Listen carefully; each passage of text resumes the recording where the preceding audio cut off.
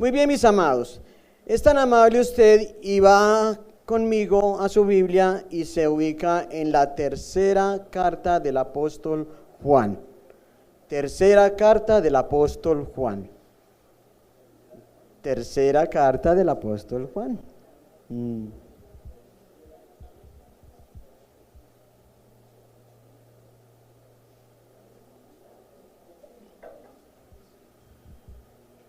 Primera carta, segunda carta, tercera carta, eso no tiene pierde, ¿cierto? Eso no tiene pierde. ¿Estamos todos ahí? Muy bien. Empecemos con una pregunta en esta mañana. ¿Por qué si estamos hablando del carácter, fortaleciendo el carácter de Cristo en nuestras vidas y tomando la Biblia como referencia, por supuesto? Y este año, el lema de este año es un servicio a Dios de manera integral. Un servicio a Dios entendiendo a quién le servimos, teniendo como establecido en nuestros corazones de que aparte de que Dios nos llama a ser hijos suyos, también nos llama a ser sus siervos, también nos llama a ser sus discípulos. Pero todo parte de una base fundamental, por eso dedicamos varios domingos al estudio acerca de lo que es el amor entregado de parte de nuestro Padre.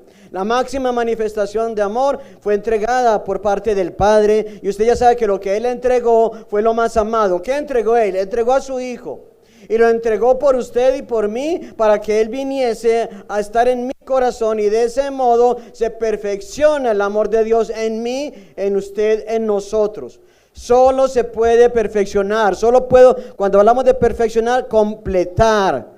Solo se puede estar completo si el amor de Cristo mora en usted y mora en mí. Esa es la obra del Padre, por eso entregó a su Hijo. No fue una muerte en vano, fue con un gran propósito de que todo aquel que tuviese el Hijo morando en él tendría esperanza de vida eterna y tendría el favor de Dios de su lado. Pero Él dice que esa máxima expresión de amor también debe contagiarnos a nosotros, por supuesto, entendiendo que si Él me amó a mí primero, lo menos que Él espera de mí es que yo aprenda a amarlo cada vez más a Él. Y el propósito de servirle a Dios más que al hombre, no le servimos al hombre en esencia, aunque tenemos autoridades terrenales, por supuesto, pero en esencia le servimos es a nuestro Dios. Es Él el único motivo o razón suficiente para yo entender a qué fui llamado a esta tierra. Mire, Él pudo haberme dado la vida eterna y llevarme inmediatamente al cielo, sí, y hubiese evitado que pecara muchas veces más contra Él. Pero Él me está formando y nos está formando acá como hijos obedientes, entendiendo que la fe se sustenta precisamente basada en la obediencia. Si yo digo amar a Dios, ¿cómo puedo decir que no lo voy a obedecer? Si no le obedezco, entonces no es verdad que yo lo ame. ¿Por qué le estoy trayendo esto a memoria? Porque el amor es fundamental a la hora de servirle a Dios. Porque sí debe haber una motivación estándar, una motivación bandera por la cual yo me muevo como hijo de Dios. Y fue la motivación que tuvieron sus discípulos, y fue la motivación que tuvieron sus apóstoles y sus primeros ministros en el primer siglo, y de ahí en adelante, igual hasta los días de hoy. La motivación que ellos tuvieron para servir es la misma motivación que usted y yo debemos tener el día de hoy. Le voy a dar un ejemplo de la motivación que tenía clara Pablo, la cual transmitía de muchas maneras. Vaya conmigo al primer capítulo, teniendo separado el texto que ahí nos vamos a mover en esta mañana. Vaya a la carta del apóstol Pablo a los Romanos, capítulo 1. El verso 5, solamente en el verso 5 encontraremos qué motivaba a Pablo para ir y llevar el mensaje a todo lugar, especialmente a los pueblos gentiles. Primera carta del apóstol Pablo a los Romanos, capítulo 1. ¿Estamos ahí? Dice el verso 5.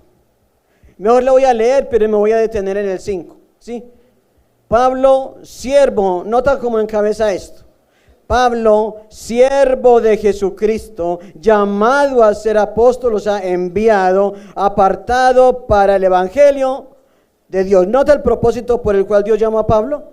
Y Pablo lo entiende perfectamente, sí lo entiende perfectamente. Él dice que es siervo, primero que todo es siervo de Jesucristo. Segundo dice que es apóstol, llamado a ser apóstol, enviado. Y después dice apartado para el evangelio de Dios con un propósito claro y específico. Propósito no de Pablo, propósito de Dios en él.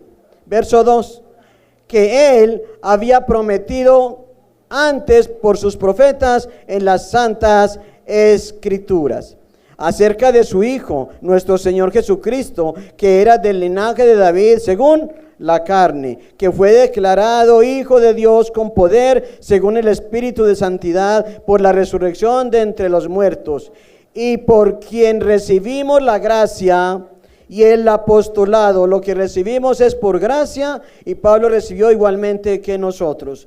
Todo es por gracia, para, a propósito, la obediencia a la fe en todas las naciones, por amor de su nombre. ¿Por qué servimos nosotros a Dios? Por amor de su nombre. Por eso es importante, era importante entender cómo funciona el amor de Dios en nuestras vidas, que tanto nos ha afectado, porque sin él nosotros no podemos servir de la manera apropiada. Si tú no tienes el amor de Dios en tu vida, que es la persona de Jesucristo morando en ti espiritualmente, obviamente por su Espíritu Santo, entonces nunca le podríamos servir al Dios correcto. Nunca le podemos servir al Dios verdadero, solamente le podríamos servir a los hombres para que nos vean por privilegio, por estatus, por reconocimiento, por fama, lo que sea motivación, pero no sería la motivación correcta. Nosotros entendemos que con el amor de Cristo esa motivación ya tiene un norte, ya tiene un propósito, ya tiene un sentido. Ya sé verdaderamente que Dios, más que servirle a los hombres, me llamó a servirle a Él, porque quien me pedirá cuentas, y realmente tendré que darle cuentas por todo lo que Él me entrega, por todo lo que Él me demande, ¿quién va a ser? ¿A quién le vas a rendir cuentas tú? ¿A quién le voy a rendir cuentas yo? Al pastor. Tenga en cuenta que el pastor también tiene que ir a rendir cuentas, que a la pastora también debe ir a rendir cuentas. Todos fuimos llamados a rendirle cuenta a Él. Entonces, en definitiva, el propósito del amor en nuestras vidas es el servicio a nuestro Dios, es servirle por amor. No le servimos por interés, no le servimos por lo que nos vaya a dar, no nos servimos porque queremos adquirir algunos beneficios de manera egoísta. No, esa no es la motivación correcta. No le sirvo para tener reconocimiento, no le sirvo para que Él derrame bendiciones en esta tierra, porque no tendría nada sentido si yo no estoy enfocando ese amor y no lo estoy dirigiendo a donde debe ir, y es el amor a Él, del cual es absolutamente celoso. Él no comparte su gloria con nadie, y el Espíritu Santo dice que nos anhela celosamente. Muy bien, con eso en mente, ahora vamos entonces al texto separado, que es el capítulo 3, la tercera carta del apóstol Juan. Entonces, ¿qué queremos hacer en esta mañana? ¿A dónde queremos ir esta mañana? Miren, vamos a mirar dos ejemplos. Vamos a mirar una pequeña historia, una carta muy cortita, muy pequeña, dedicada a alguien, pero con una gran enseñanza para nosotros como siervos.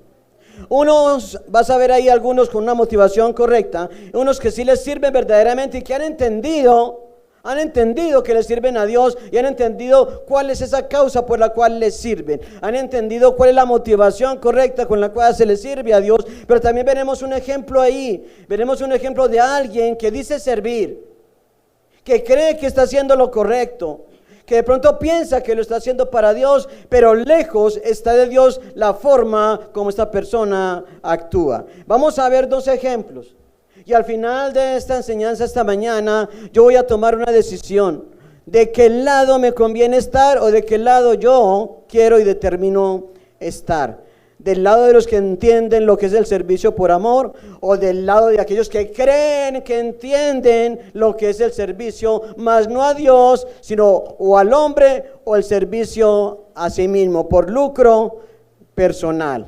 Y esto nos tiene que llevar en las siguientes enseñanzas a algo. Nos tiene que llevar a una evaluación. necesaria evaluación de saber que si yo le sirvo al Dios correcto, Él me demanda la condición correcta. ¿A qué me refiero? No le puedo yo servir al Dios correcto si yo verdaderamente no lo tengo a Él como Padre y verdaderamente yo no soy su hijo. Yo debo saber y tener la confirmación en mi vida de que soy realmente hijo de Dios.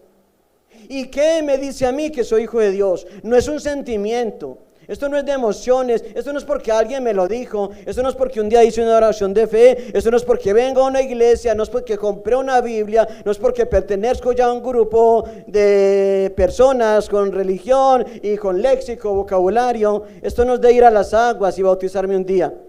Esto va mucho más allá. ¿Cómo es que le sirvo yo a Dios y cuál es la motivación correcta? Y ese autoexamen que vamos a hacer posteriormente, ¿por qué es necesario? Porque hay preguntas que hay que hacer y cuando hacemos una pregunta como ¿estás tú totalmente convencido de que eres hijo de Dios? ¿Estás seguro de que eres hijo de Dios? Levanta tu mano si tú estás absolutamente convencido de que eres un hijo de Dios, sin temor a equivocarte, de manera inequívoca, con una confianza tan alta que usted dice realmente yo sé y muero por esa verdad de que soy hijo de Dios. Vuelve a levantar tu mano si estás seguro. Deje la mano levantada. No es que yo vaya a tomar una foto y le vaya a demandar a alguien por no haber levantado su mano. Quizás esa persona que no levantó su mano no está segura, no está convencida. No significa que no sea hijo de Dios. También puede ser que no lo sea, pero también puede ser que sí lo sea y no lo ha entendido, porque la mejor forma de evaluarnos a nosotros es a través de una prueba, es a través de un examen. ¿Recuerda el colegio? Bueno, aunque no lo crea, todavía me acuerdo del colegio y sé que era necesario que nos probaran. El maestro no hace una prueba para saber si él es el que sabe. El maestro hace una prueba para él confirmar si yo sí aprendí. ¿O no es así? Y esa prueba me sirve a mí como autoconciencia para yo saber si honestamente sí estoy aprendiendo y estoy avanzando. Porque también sabemos lo que es la deshonestidad a la hora de estudiar, ¿cierto? ¿Cuántos de nosotros hicimos trampa algún día? No, lo dígame, levante su mano. Mejor dicho, levante la mano el que no hizo trampa un día. ¿Ya? ¿Cierto? Ahora, ¿a qué nos lleva esto? Si necesitamos la confirmación de que somos hijos de Dios, debe haber unas preguntas que realmente nos direccionen hacia allá.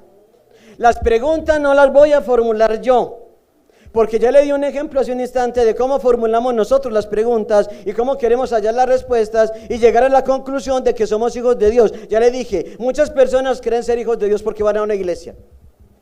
Muchas personas creen ser hijos de Dios porque un día salieron al frente e hicieron una oración especial. Muchas personas creen que son hijos de Dios porque un día fueron a una piscina, a Caldas, a un río y se bautizaron en aguas y ya creen que son cristianos. Muchas personas creen que por el tiempo que llevan en la iglesia ya por derecho lo son. Muchas personas creen que porque de vez en cuando leen la Biblia ya son hijos de Dios. O oran en algún momento pidiendo de manera egoísta, también pueden pensar que ya son hijos de Dios. Otro puede creer que es hijo de Dios porque otro se lo dijo, ¿cierto? Otro cree que puede ser hijo de Dios porque simplemente nació. Y todos por el hecho de haber nacido ya somos por derecho hijos de Dios. Tampoco es así. O sea que usted tampoco puede ser cristiano, no puede ser hijo de Dios solo porque su papá y su mamá son hijos de Dios. Entonces un hijo de Dios con una hija de Dios se juntan y nace un hijito de Dios. No funciona así. Tampoco se es hijo de Dios por herencia.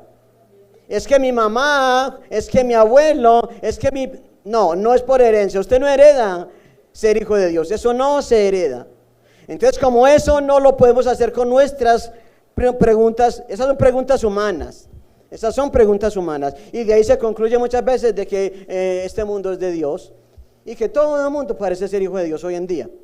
Pero las preguntas, ¿quién las tiene que hacer para que sean correctas? ¿Quién tiene que hacer las preguntas correctas a las cuales yo tengo que tener una respuesta correcta que verdaderamente confirmen que soy hijo de Dios? Es Dios mismo quien me las va a hacer. No me las voy a inventar, no soy la fuente de esas preguntas, tiene que ser la palabra y allá llegaremos en la medida que vamos avanzando. Metámonos por ahora en esta historia de dos ejemplos muy especiales de cuál es la correcta motivación con la que yo le sirvo a Dios, en la cual tú de pronto te vas a ver identificado, o porque eres como uno de ellos que lo entendió, o porque eres como uno de ellos que no lo ha entendido. Amén. Muy bien, dice así entonces el verso 1, esto aquí no hay capítulo, esto solamente son versículos, es un solo capítulo. Entonces dice el verso 1, el anciano Agabo. El anciano acá, así se denomina el apóstol Juan, él se denomina el anciano, ¿cierto? El apóstol Juan le está escribiendo a uno llamado Agabo, que era uno de sus discípulos. Para este entonces, cuando el apóstol Juan escribe esta carta, en esos días muy cercanos, ya el apóstol Juan ya tiene una experiencia como pastor o como colaborador en el ministerio pastoral en la iglesia de Éfeso. La iglesia de Éfeso es la iglesia madre del Asia Menor, lo que hoy conocemos como la nación de Turquía. Antes se conocía como el Asia Menor. Allá estaba la iglesia de Éfeso, iglesia supremamente importante, una iglesia madre de donde el apóstol Pablo comenzó a fundar, desde ahí comenzó a fundar muchas otras iglesias por todo el Asia Menor. Estamos hablando de que este hombre Gallo era uno de sus discípulos y que el anciano Juan le está escribiendo a él y le dice, el amado, mire cómo lo llama él, el amado, alguien muy cercano al apóstol Juan, muy cercano. Dice, el amado, a quien amo en la verdad. Amado, yo deseo que tú seas prosperado en todas las cosas y que tengas salud, así como prospera tu alma. Le dice muchas cosas aquí, muy bonitas. ¿Quién no quiere recibir palabras como esta? Déjeme decirle que en este texto es un texto de apoyo para los que predican acerca de la teología de la prosperidad, se apoyan mucho en un texto como este. Tienen muchos, tienen más de los que usted se imagina, pero este es uno de ellos. Porque dice así, ojo, amado, yo deseo que tú seas prosperado en todas las cosas y que tengas salud, así como prospera tu alma. ¿Eso te lo está diciendo Dios a ti? Vamos a ir allá. ¿Eso se lo está diciendo Dios a Gallo o se lo está diciendo Juan a Gallo? El que se lo esté diciendo Juan a Gallo significa que es lo que Dios dice verdaderamente en cuanto a la prosperidad para usted. Pregúntese por un momento eso. ¿Está Dios obligado a prosperarlo a usted materialmente en esta tierra? No está. Entonces no le puedo aplicar eso y dogmatizar eso como si fuese Dios con su propia palabra el que lo haya dicho. Eso es un deseo que nace del corazón de Pablo, de Juan, hacia un discípulo de él. Él desea esto, ¿y quién no desea esto entre nosotros? Pero no necesariamente es una regla general en la que todos seamos prosperados en esta tierra. De hecho, no es el propósito principal. De hecho, podremos morir un día sin absolutamente nada. De hecho, la historia registra que la mayoría de los creyentes en la historia, la mayoría han muerto prácticamente sin nada. Y que antes tuvieron y después no tuvieron. Otros tuvieron y no importa si hayan tenido, pero no dependían de la prosperidad material. Aquí se da a entender, por ejemplo, podemos ver un hombre como Jeremías, por ejemplo. Jeremías se le conoce como el profeta llorón por lo sensible que era y todo lo hacía llorar. Claro, usted y yo hubiéramos llorado igual que él. Seríamos quizá más llorones que el mismo Jeremías viendo lo que él le tocó ver, ¿cierto? Lo que él le tocó vivir allá en Jerusalén. Jeremías murió sin nada. Jeremías murió perseguido. Jeremías tuvo que huir para no ser parte del cautiverio babilónico. Jeremías no tenía nada. ¿Es Jeremías un hombre de Dios? No digo fue, ¿es Jeremías un hombre de Dios? ¿Está Jeremías en la presencia de Dios? ¿Fue determinante el que tuviera bienes o no tuviera? No fue determinante, no puede ser determinante. Dios no nos puede poner una cláusula de decir, mira, necesito que prosperes hasta cierto punto, porque si no llegas a ese estándar, tú no tienes entrada en el reino de los cielos. No es verdad. Mejor, por eso Jesús dijo, mejor te fuera, y lleva esto al extremo, mejor te fuera sacarte un ojo, cortarte un brazo o una pierna. Mejor te fuera llegar hacia el cielo, que entrar completo a la condenación eterna, al lago de fuego estaba hablando él, a eso se refería. Mire, estamos hablando de cosas muy extremas, ¿o no? Que es mucho más que tener una casa, o que tener una propiedad, o que tener un vehículo, o un buen trabajo. Mira, ¿tú te cortarías una mano aquí y ahora?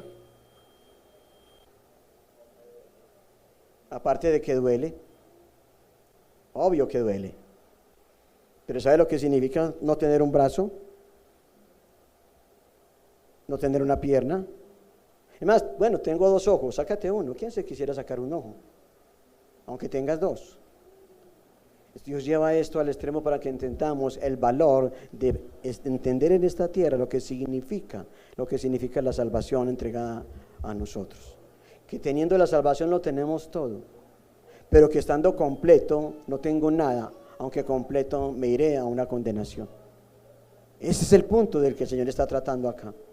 Por eso Juan dice aquí, y lo tomamos como debe ser: amado, yo deseo, es un buen deseo de parte del apóstol Juan. Recuerda que es una carta personal que él está dedicándole a Gallo, ¿cierto? Él desea que Gallo prospere, ¿sí? Pero no significa que por lo que Juan desee eso va a ser ley. Él desea que prospere, y también dice: deseo que tú seas prosperado en todas las cosas y que tengas salud, así como prospera tu alma. También le dice que desea que tenga buena salud. No, ¿es bueno desear esas cosas para otro? Pues claro, yo no le desearía lo contrario a uno de mis hermanos. A nadie le desearía lo contrario. Yo no quiero que ustedes y que mi persona vivamos en la más absoluta dificultad. Yo no quiero eso. Pero puede pasar, ¿o no? Usted puede estar hoy en buenos momentos económicos, pero no significa que no le vayan a llegar los malos momentos económicos, y que los deseos de las personas hacia ustedes no va a cambiar la historia. Eso no va a cambiar muchas veces nada, ¿o sí? ¿O sí? El que alguien desea algo bueno para usted muchas veces no le llena la nevera, ¿o sí? ¿Entiendes el punto de esto entonces? Dalo.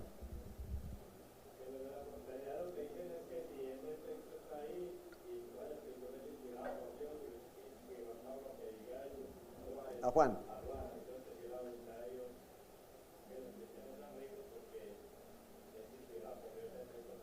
No. Si fuera la voluntad de Dios de que todos fueran ricos, ¿por qué Dios habla tanto en contra de los ricos y las riquezas? Exactamente, exactamente. Y Dios ataca fuertemente el amor al dinero. ¿Por qué será? No tiene ningún sentido. Mira, cuando hablamos de que la Biblia es inspirada por Dios, hay que hablar desde varios puntos de vista. La Biblia es inspirada por Dios en el sentido de que muchas veces no es Dios directamente el que está hablando ahí, ¿cierto que no? La mayoría de las veces habla, hasta Satanás habla ahí. ¿Estamos? Cuando hablamos de inspiración significa que detrás de todo esto Dios es el que dirige absolutamente cada palabra que quedó escrita ahí.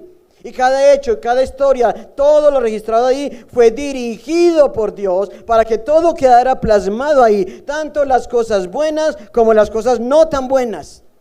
Mire que Él muestra de una persona, muestra lo bueno de la persona, pero también muestra lo perverso de esta misma. Así que tenemos que entender que la inspiración es que Dios dirige cada palabra, Dios dirige cada concepto, Dios dirige cada historia. Dios está detrás de todo registro en la Biblia, todo está controlado por Él. No hay una palabra puesta aquí de la cual Dios no haya dirigido o no haya permitido. Eso se llama inspiración. ¿Estamos? Jesús y continuó.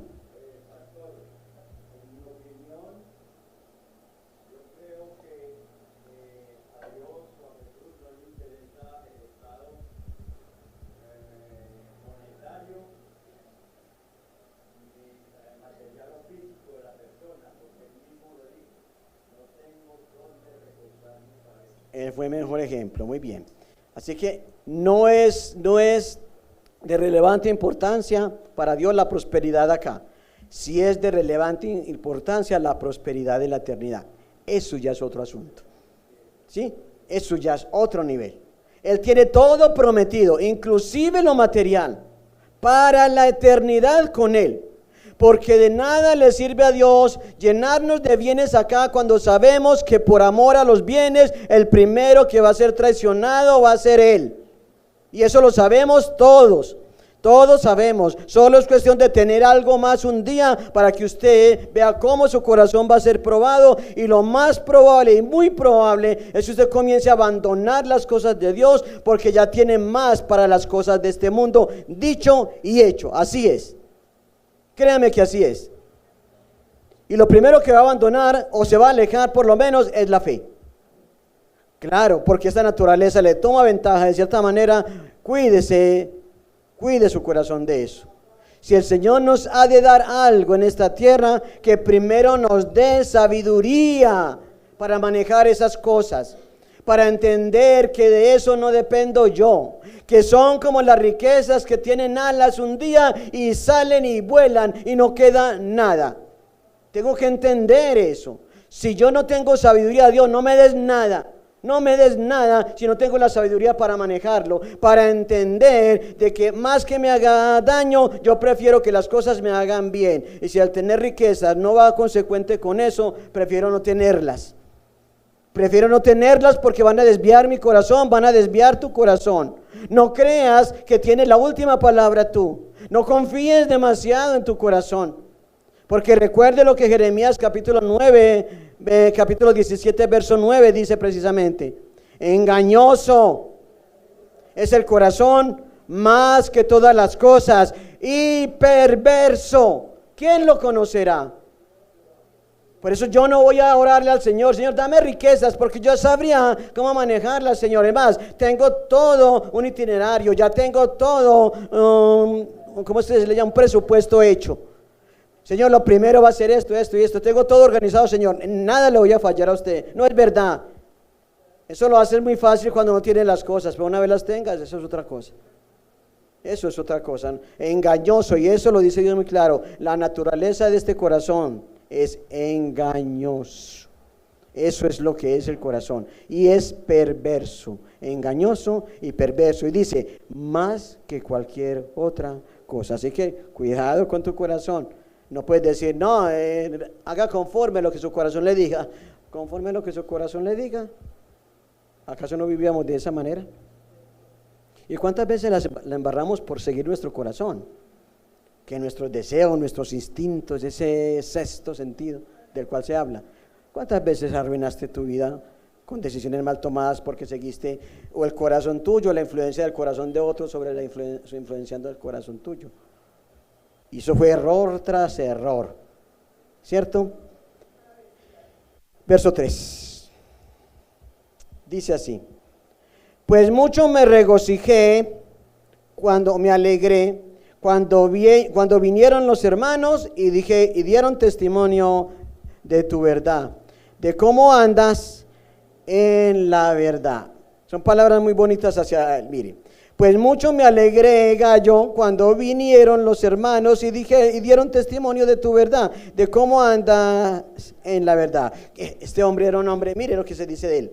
O sea, al apóstol Juan le llegan los que van llevando el evangelio de lugar en lugar, entonces llegan a rendirle cuentas a Juan, o sea, a traerle informe a Juan. Y el informe que le traen a Juan, ¿cuál es acerca de Gallo? Dicen que es un hombre con testimonio de tu verdad, o sea, de la verdad de Dios y de cómo anda en la verdad. Él tiene testimonio de que él es un hombre que anda verdaderamente en la verdad, que vive en la verdad, que no solamente predica de la verdad. Es un hombre íntegro, intachable, conforme a lo que le van llevando al apóstol Juan.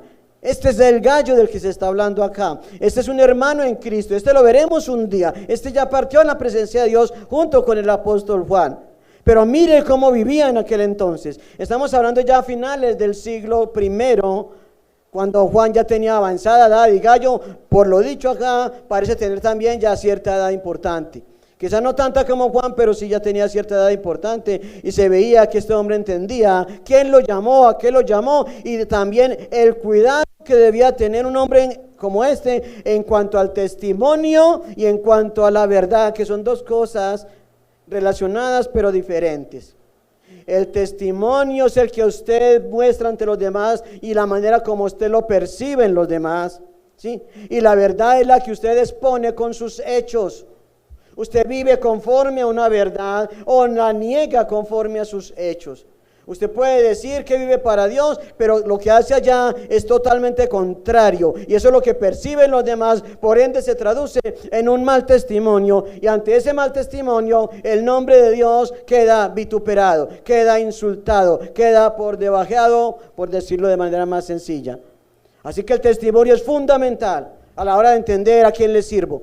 Estos hombres entendían a quién le servían, entendían el valor del testimonio, entendían lo que era guardar verdaderamente la verdad. Cuando hablamos de la verdad, es la palabra de Dios en toda su extensión, y también entendiendo que la verdad tiene nombre propio, y Jesús dijo: yo soy la verdad.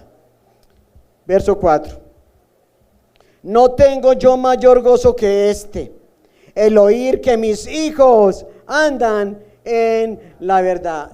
¿Qué es lo que más desea un pastor? Ahí está el corazón de un genuino pastor. ¿Qué hay en el corazón de Juan? ¿Qué es lo que más desea Juan? ¿Qué está diciendo ahí? Que mis hijos. No está hablando de hijos de sangre, está hablando de hijos espirituales, está hablando de discípulos, está hablando de hombres y mujeres que Él enseñó, a los que les compartió el evangelio, a los que les presentó la palabra de Dios, que les presentó a Cristo tal y como es, que les dio todo lo pasado, de dónde venían, les mostró su presente, les muestra su futuro, les muestra lo porvenir. Este es el hombre que está formando discípulos, pero para que se formen discípulos, el discípulo debe entender que necesita ser formado, que usted no nació, yo no nací aprendido, que esto no es por hipnopedia. Esto no es simplemente me acuesto a dormir, pongo un audio, pero en estado de inconsciencia recibo toda la enseñanza. No, así no funciona. Eso no funciona poniendo una Biblia debajo de la almohada. Así no crece nadie, hermano. Necesariamente necesitamos ser discipulados. Y qué privilegio para que un hombre como Gallo y muchos más dijesen que eran discípulos o que fueron discípulos de Juan. Porque si alguien entendió lo que significaba ser cercano y discípulo de Cristo, fue este hombre llamado Juan. El más cercano de los discípulos, el más cercano de los apóstoles. Por algo se le conoce como el apóstol del amor. Este hombre entendía lo que era verdaderamente aprender a amar a Dios y aprender a amar la obra de Dios. Y vuelvo y lo leo: no tengo yo mayor gozo que este, el oír que mis hijos andan en la verdad. Y cuando esos hijos no andan en la verdad o se desvían de ella, o cuando se resisten a avanzar y caminar en pos de ella, es cuando se comienza a ver lo contrario, en vez de esto que el apóstol Juan está hablando acá. ¿Qué hay en el corazón de un pastor cuando ve que esos hijos comienzan a retroceder? Que esos hijos ya no valoran las cosas que antes valoraban, que no atienden a los llamados que Dios le hace por misericordia a cada uno a través de él, a través de ella.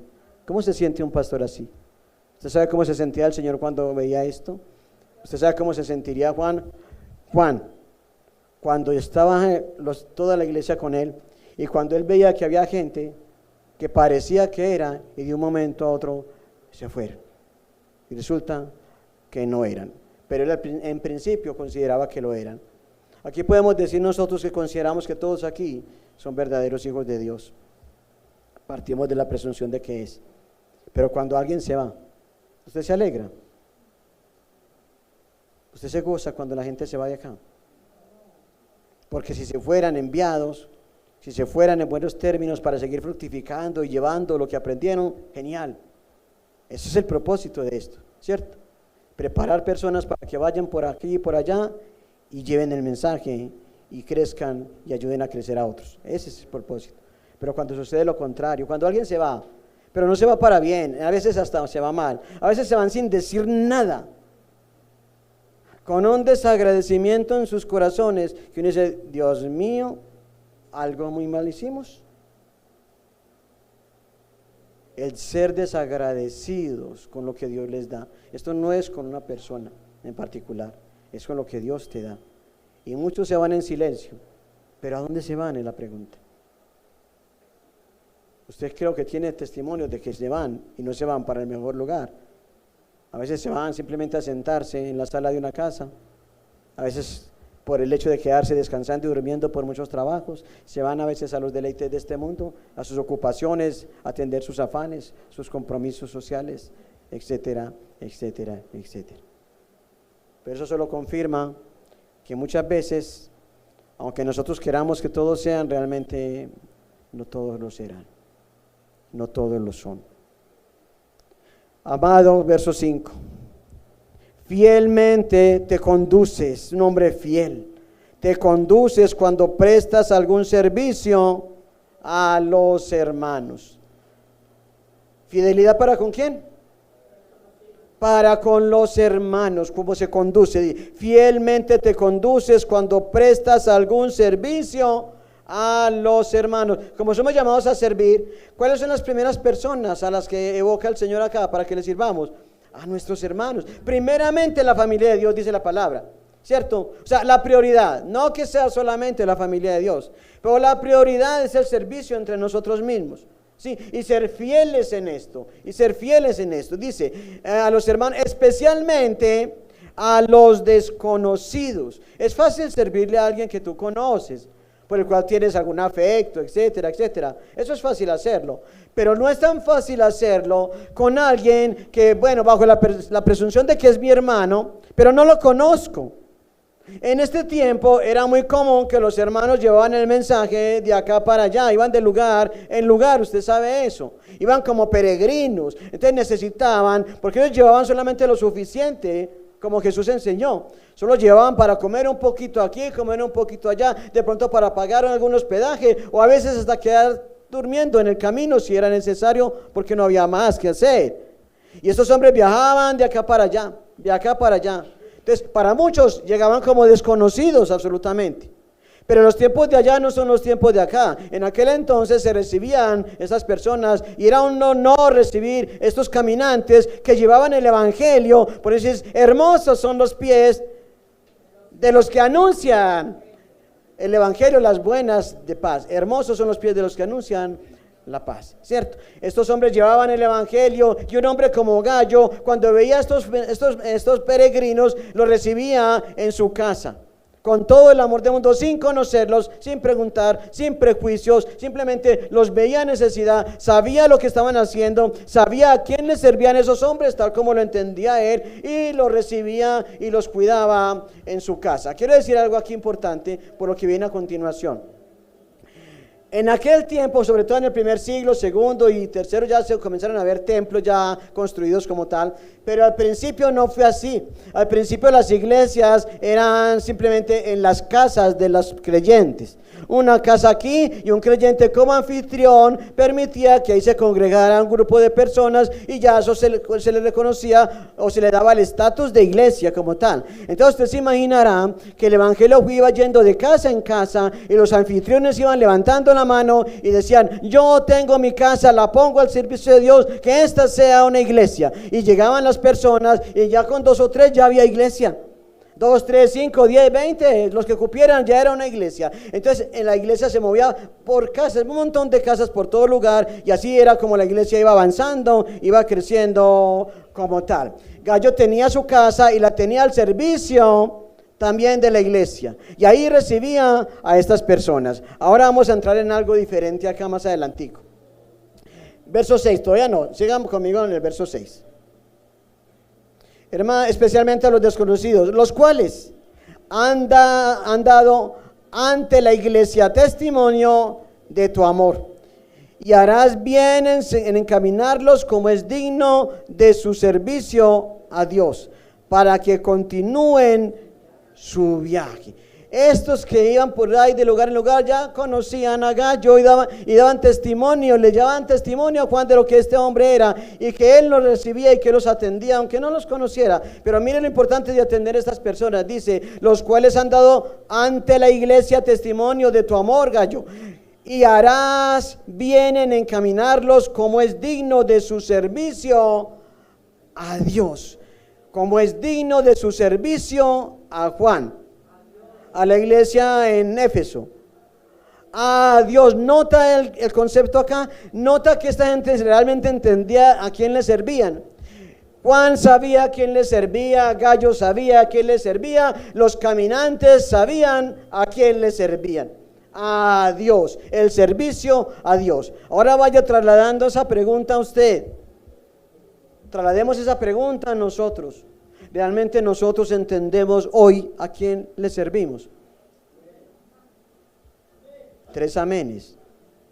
Y la respuesta esperada. Porque a veces entramos y nos involucramos con el servicio a Dios sin tener idea de lo que estamos haciendo. Que creemos que como se le sirve a los hombres, se le sirve a Dios. Y peor aún, a veces le servimos mejor a los hombres que a Dios. Somos más íntegros y más responsables con los hombres que con Dios. Somos más entregados muchas veces con las exigencias humanas que lo que Dios dice que debemos hacer para su obra. El compromiso parece ser más con las cosas de esta tierra. Y estamos hablando de que somos hijos de Dios. Estamos hablando de que somos creyentes genuinos. Pero a veces cuestiona mucho realmente nuestra veracidad en cuanto a esto. Realmente nosotros no hemos entendido muy bien lo que es el servicio a Dios. Y menos entendido que es con amor, o sea, que involucra un sacrificio y que involucra una intención y que involucra tenerlo que dejar todo muchas veces si es necesario, y que también dice que debe ser incondicional. Como somos incondicionales con las cosas de esta tierra muchas veces, y digo muchas veces, cuando el mundo pide nosotros estamos ahí dispuestos muchas veces, cuando el hombre llama ahí estamos. Cuando exigen puntualidad, madrugamos. Cuando ofrecen dádivas, sí que más. ¿O no? Cuando en tu empresa te prometen una buena recompensa, ese día yo creo que ni duermes, ¿cierto? Cuando esperas cosas que te prometió el hombre, tú a veces las esperas con tanto anhelo como ninguno. Cuando hay invitaciones especiales, las tienes tan presentes que las anotas aquí, las subrayas allá en el calendario del celular, escribes en la nevera, esto no se me puede olvidar, porque es importante para mí. Y estamos hablando de asuntos terrenales. Mónica.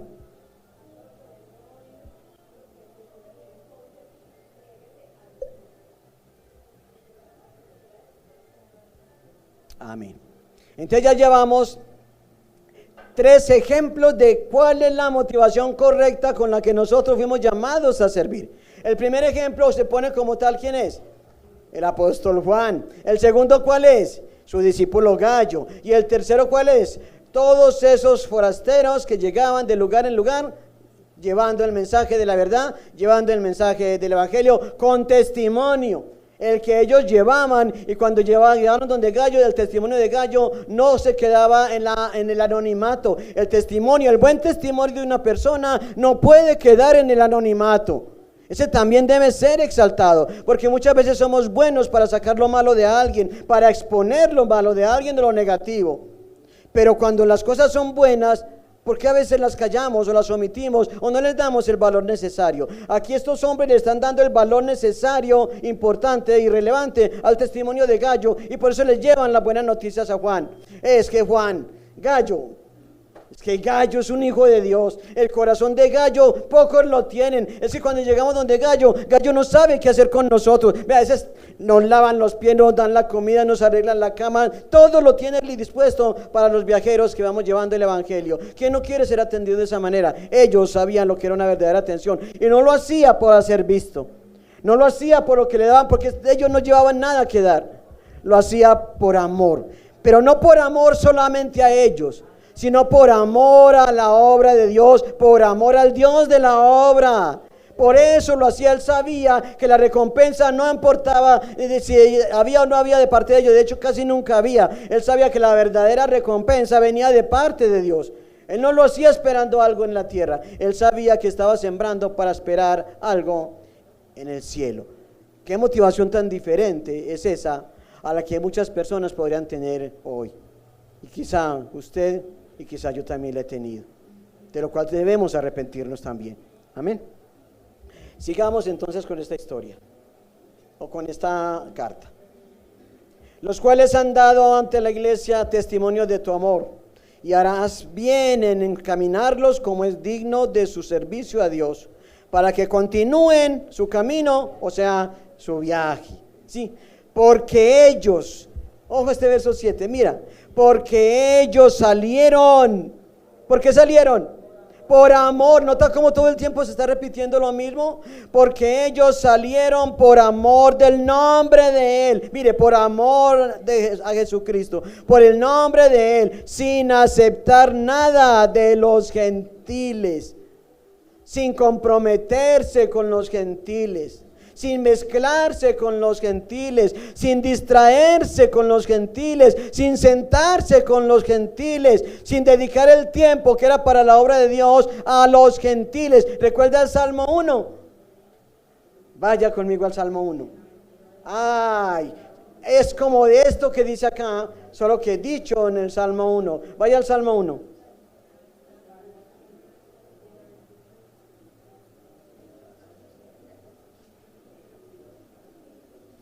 Aunque de pronto algunos se lo sepan de memoria, venga, vamos a leerlo nuevamente, que son palabras maravillosas en ese salmo.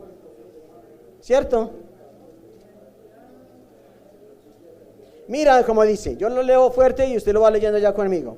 Bienaventurado, privilegiado, doblemente dichoso, bienaventurado el varón que no anduvo en consejo de malos, ni estuvo en camino de pecadores, ni en silla de escarnecedores se ha sentado, sino que en la ley de Jehová está su delicia, y en su ley medita de día y de noche. Será como árbol plantado junto a corrientes de aguas, que da su fruto a su tiempo, y su hoja no cae, y todo lo que hace prosperará. No así, eso hay que esa parte también hay que leerla. No así los malos, que son como el tamo que arrebata el viento. Por tanto, no se levantarán los malos en el juicio, ni los pecadores en la congregación de los justos, porque Jehová conoce el camino de los justos, mas la senda de los malos no necesita muchas explicaciones. ¿De qué lado quiero estar? Ahí está el destino de unos y el destino de otros. Estos hombres de los que se está hablando aquí, ¿de qué lado están? Usted ya sabe en qué lado están. ¿Están en el lado correcto o no? Mire el 7, vuelve y lo leo. Porque ellos salieron por amor del nombre de Él. Y ya sabe que es el nombre de Jesucristo, ¿cierto? Porque usted tiene ya la palabra Él con mayúscula, como pronombre, ¿cierto? Muy bien. Sin aceptar nada que los comprometa con los gentiles. Este es el gran problema que tiene la iglesia aún a los días de hoy, que es que pesan muchas veces más los compromisos con los hombres, que cuando le queremos servir a Dios resulta que a veces tengo que sacar más tiempo para el mundo que más tiempo para las cosas de Dios, pudiendo sacar mejor tiempo para Dios. No estoy diciendo que vamos a descuidar nuestros compromisos como tal, nuestras responsabilidades y nuestros roles, pero es que hay veces que yo sí tengo más tiempo, a veces tengo más fuerza, tengo más recursos, tengo más oportunidades, pero no las valoro, y ese tiempo, esos recursos, esa fuerza, esas oportunidades, prefiero que otros obtengan eso de mí. Prefiero que otros obtengan eso de mí. Y esto es lo que Dios no puede aceptar, es lo que Dios no puede compartir, y eso nunca Dios lo va a aceptar, nunca puede conciliar con algo como esto. Si Él es nuestro Padre, Él quiere el amor absoluto, la confianza absoluta, la obediencia absoluta, la lealtad absoluta hacia Él. Es lo que Él siempre nos demanda a nosotros. Dame, hijo mío, una parte tuya. Dame el 80% y yo estoy bien. No, Dios no pide el 80%. Dios no pide el 90%, Dios no pide ni siquiera el 99%. No, o me lo das todo o no me des nada. Porque yo cuando te di, no te di el 90%, no te di el 95%, te lo di todo. Te di lo más amado, te di a mi hijo, que es como ir yo mismo. ¿Cómo Él me puede pedir algo y yo le voy a decir no? Esto es mío, esto me pertenece, esto lo manejo yo, esto lo controlo yo. Señor, hasta cierto punto está bien, pero tampoco hasta allá, no abuse. No, si es así no entendemos lo que es el amor de Dios. Y si es así el amor de Dios, ¿cómo puede perfeccionarse en mí cuando yo soy tan mezquino a la hora de pensar? Cuando yo soy tan mezquino a la hora de ver el amor como verdaderamente debo verlo. Verso 8. Nosotros pues, Debemos acoger a tales personas para que cooperemos con la verdad. ¿No es lo que Dios espera de nosotros? Mire, esa es una de las cosas por las cuales nosotros nos congregamos. Para que nos estimulemos al amor y a las buenas obras. Eso lo dice la carta a los Hebreos, capítulo 12. Para que nos estimulemos al amor y a las buenas obras. Por eso no dejéis de congregarlos como algunos tienen por costumbre. Esas son las palabras en contexto. Por eso nos congregamos, por eso nos reunimos entre muchas cosas, para que nos estimulemos nosotros al amor. ¿El amor a quién? Para que nos estimulemos al amor de quién, o al amor a quién. El amor de Dios que ha de reflejarse entre nosotros, pero primero es el amor de Dios que ha de reflejarse entre nosotros, pero primero tiene que estar también en mí, el amor de Dios en mí que ha de reflejarse en los demás, y así valoraremos todo lo que usted y yo hacemos por nuestro Dios. Ahí no habrá prejuicios de nada, ahí no habrá estatus, ahí no habrá quien hace más o quien hace menos, quien puede más o quien puede menos. Todos le servimos a Dios con la misma intención, no importa el lugar donde Él nos ponga, tiene el mismo valor para Dios. No es por lo que seas visto, no es por lo que tenga más reconocimiento que le da más estatus al servicio. No es porque el pianista tenga más estatus que el baterista, por ejemplo, o que el baterista tenga más estatus que el que está como diácono en la puerta, y por ende la recompensa ha de ser mayor. No, Dios no estratificó el servicio así. Él no estratifica el servicio, Él valora el servicio conforme a la intención y la actitud de mi corazón, con un amor genuino hacia Dios. Y si yo puedo amar a Dios de manera genuina, yo puedo amar lo que Dios ama, ¿o no? ¿Y qué es lo que Dios ama? A sus hijos, hermano. ¿Qué es lo que el Padre ama? A sus hijos. Si el Padre ama a sus hijos, y hablamos mucho acerca del amor, si el Padre ama a sus hijos, ¿cómo yo no puedo amar a mi hermano? Si estamos hablando de hijos, entonces nosotros somos hermanos, ¿o no? ¿Y cómo no puedo amar yo como Dios ama a mi hermano? Verso 9.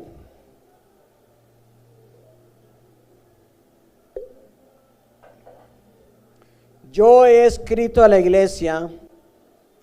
Ahora aquí entramos al otro ejemplo. Vamos a ver con cuál nos vamos a identificar nosotros.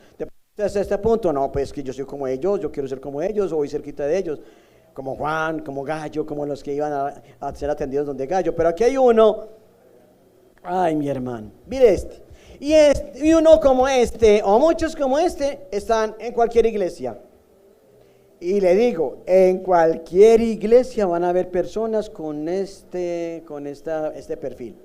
Yo he escrito a la iglesia, pero Diótrefes, no le olvide el nombre, dígale a su lado, hola Diótrefes, no, mentira, no le diga eso.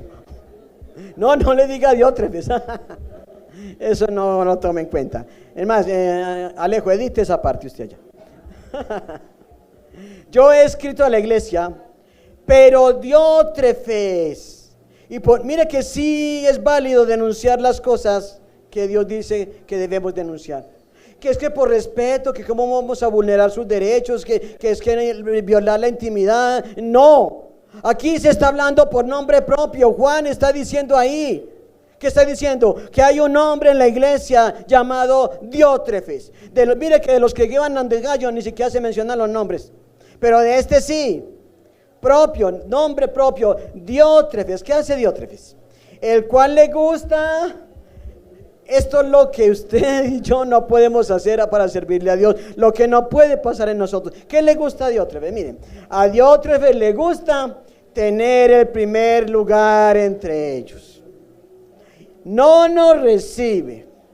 Por esa causa, si yo fuere o cuando yo vaya, si puedo, recordaré las obras que hace este parloteando con palabras malignas contra nosotros. Y no contento con estas cosas, no recibe a los hermanos, y a los que quieren recibirlos en las otras casas, en las otras iglesias, se los prohíbe. Mire como atrevido y todo, mire, se los prohíbe y los expulsa de la iglesia, los excomulga. Ese es un Diótrefes. ¿Cómo le parece esta perlita? Dígame si usted de pronto sabe que esto es real en las iglesias hoy en día.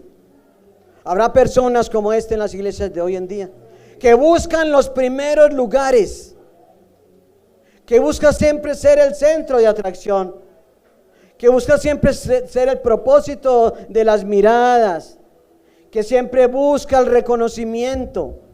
Ese que no da por menos de que no se le reconozca algo, porque si es así, usted se imagina lo que pasa con una persona como esta.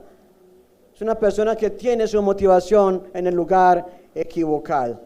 Dios no nos llamó a nosotros a buscar los primeros lugares. Recuerde que precisamente Él dijo lo contrario. Si alguien quiere estar adelante, ¿qué dijo Él? Hágase atrás. ¿A dónde nos mandó Él? Atrás.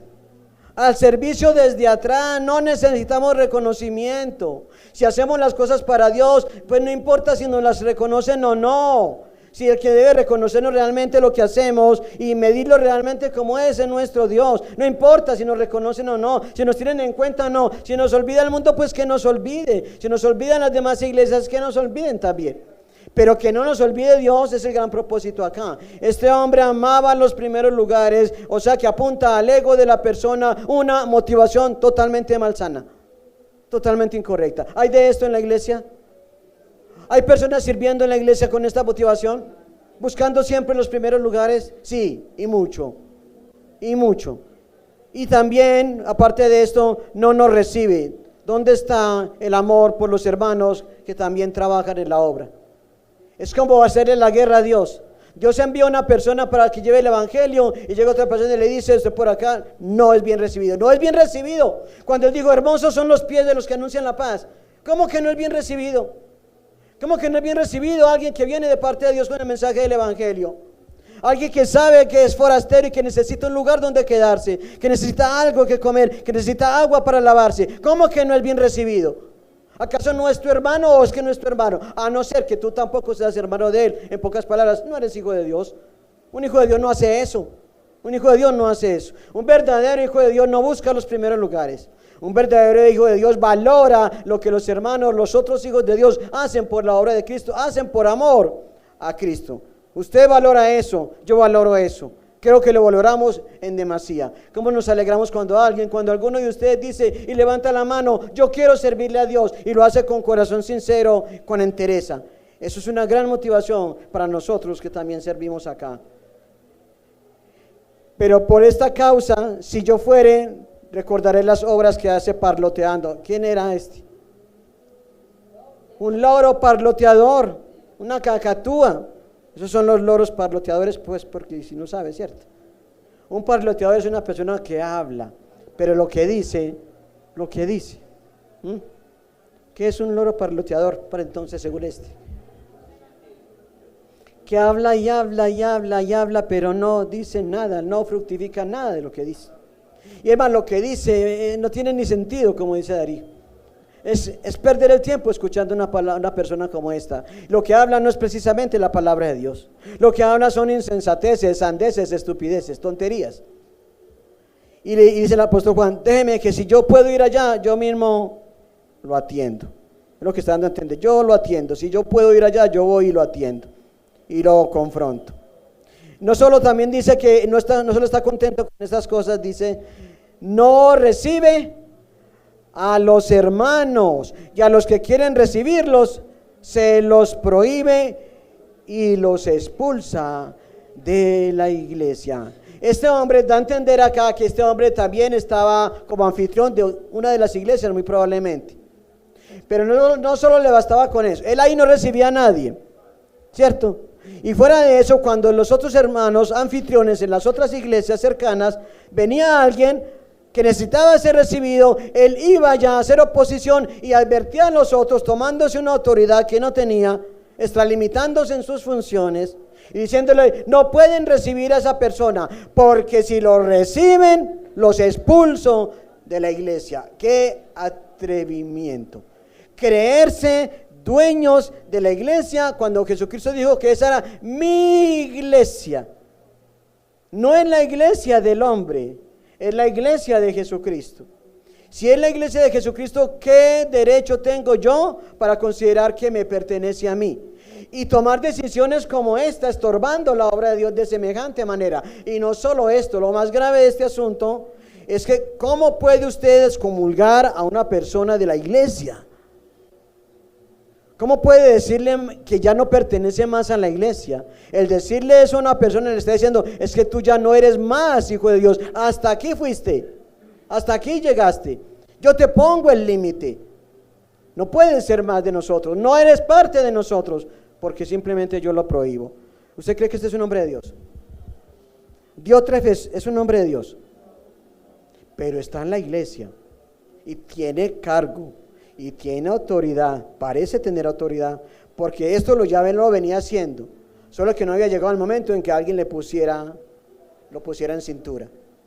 Yo no sé qué pasaría después si Juan fue o no pudo ir, pero yo sí estoy seguro que Dios lo puso en cintura. Estoy completamente convencido que hubo un momento en que Diótrefes tuvo que enfrentarse a Dios, a responder por cada una de estas cosas. Verso 11. Amado, no imites lo malo, se refiere a, cuando dice no imites lo malo, se refiere a Diótrefes. ¿Listo? O sea, Gallo, amado Gallo, no imites lo malo, sino lo bueno. Y lo que tiene en mente Juan es a este hombre. El que hace lo bueno es de Dios, pero el que hace lo malo como Diótrefes, ahí está. No lo dice uno, no simple conjetura. Aquí Dios está diciendo a través de Juan, ese hombre no es de Dios. ¿Por qué? ¿Por qué llegamos a la conclusión? ¿O por qué Juan llega a esa conclusión? Ahí lo dice, vuelve y lo leo. Amado, no imites lo malo, sino lo bueno. El que hace lo bueno es de Dios, pero el que hace lo malo no ha visto a Dios. ¿Cómo sabemos que no es de Dios? Porque hace lo malo. ¿Dónde está el testimonio? ¿Dónde está el carácter de Cristo ahí? ¿Dónde está el amor de Cristo en esta persona? ¿Dónde está la motivación correcta para servirle a Dios verdadero? Realmente, ¿a quién le sirve este hombre? ¿A Dios o a quién le sirve? ¿Ah? Sí, pero aparte de Satanás, humanamente hablando, ¿a quién le sirve? Se sirve a él mismo, porque Juan es el líder de ese momento. Juan es el apóstol. Juan está encargado de la iglesia de Éfeso, y por ende toda iglesia que nace de la iglesia madre de Éfeso, que son todas esas casas iglesias, están bajo la autoridad de ¿quién? Bajo la autoridad de Juan. ¿Contra quién está este hombre? Contra Juan, ni siquiera se somete a Juan. ¿Contra quién está? Contra hombres como Gallo. ¿Contra quién está? Contra aquellos que van de camino por allá, que también le están sirviendo a Dios. En pocas palabras, ese hombre está contra todo lo que se llame Dios, contra todo lo que sea representativo de Dios. Y por el hecho de hacer lo malo, simplemente se concluye que no es de Dios. Y otra cosa, que no ha visto a Dios. Dicho de otra manera, este hombre no ha nacido de Dios. El Espíritu de Dios no está en él. Porque sí se ve que opera otro espíritu en él. Y no es el Espíritu de Dios, es el espíritu del anticristo. No estoy diciendo que él sea el anticristo, pero sí que el espíritu del anticristo opera en él, porque se opone y está en contra de todo lo que Cristo vino a hacer y todo lo que Cristo vino a enseñar. Eso se denomina o se define como un anticristo. Te opones y vas en contra de todo lo que Cristo dejó estipulado para usted y para mí en cuanto al servicio y el amor a él.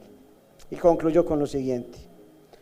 Todos dan testimonio de, aquí aparece otro hombre de Dios de estos caminantes, Demetrio, y aún la verdad misma. Y también nosotros damos testimonio, y vosotros sabéis que nuestro testimonio, hay que tener mucha confianza para decir eso, no. Y vosotros sabemos que nuestro testimonio es verdadero. Esto es el nombre íntegro, mi hermano. Y aquí va a aparecer Demetrio, y se da un buen testimonio de Demetrio. Nosotros damos fe de que este hombre, en comparación de lo malo, este hombre hace lo bueno, este hombre es de Dios. Y vienen unas salutaciones finales que dice así: yo tenía muchas cosas que escribirte, Gallo, pero no quiero escribírtelas con tinta y pluma, porque espero verte en breve y hablaremos cara a cara. Ay, que se tenga Diótrefes si esto pasó, yo no sé. No tenemos registro de eso, pero si se encontró con Juan, yo le digo la atención que le brindó, ¿cierto? porque espero verte en breve y hablaremos cara a cara. La paz sea contigo, los amigos te saludan, saluda tú a los amigos, a cada uno en particular.